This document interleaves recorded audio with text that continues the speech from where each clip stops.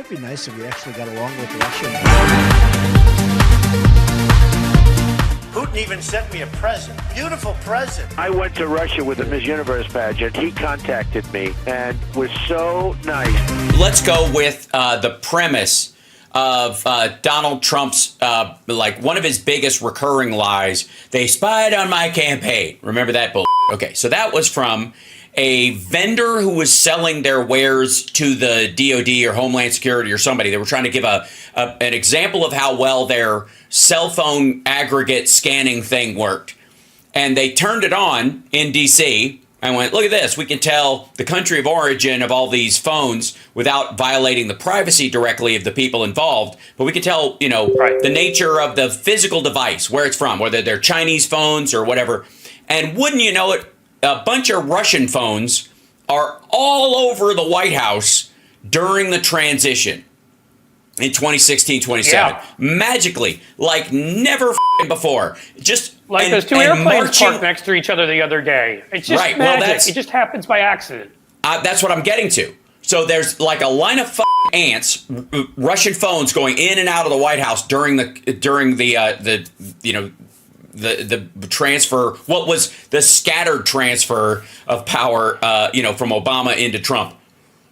So I got to say, I have no doubt if we saw pictures of the Trump plane parked next to the Russian plane, that the CIA perhaps or the FBI were scanning the living out of that entire thing. We spoke with President Putin, who could not have been nicer. What exactly is your relationship with Vladimir Putin? I have no relationship with Putin. Do you have a relationship with Vladimir Putin? I do have a relationship. I don't know Putin. Vladimir Putin, have you ever met the guy? Tough guy. I met him once.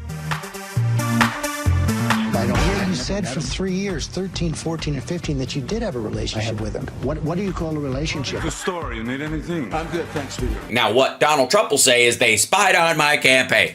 Well, sorry, we were spying on the Russian plane. I mean, if you're a foreign asset, that's the kind of thing they do. Sorry, that's right. That's exactly it. If the president, you can't even ask, according to the Supreme Court right now, you can't even ask Biden whether it was him trying to get at his opponent or if he genuinely believed that Donald Trump was a Russian asset. According to the conservative court, you can't even ask that question.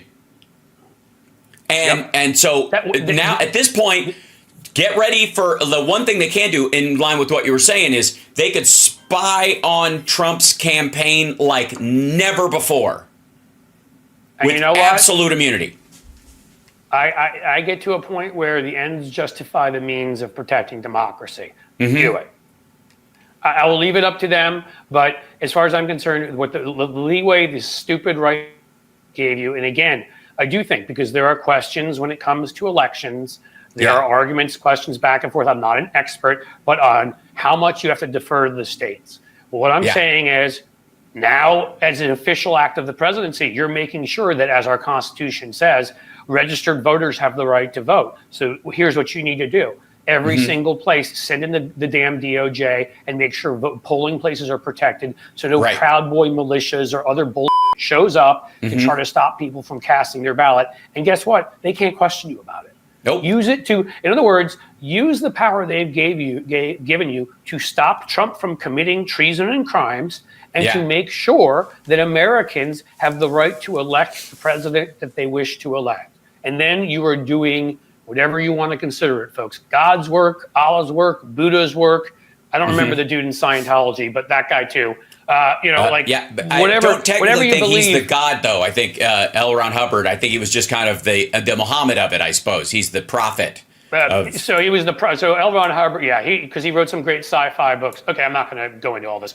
Look, the thing is that now I'm going to get so many messages. It's going to be fun. They were terrible. But the thing is that I know I never do otherwise. The thing is that again, don't do the kinds of things authoritarian right-wing lunatics would do.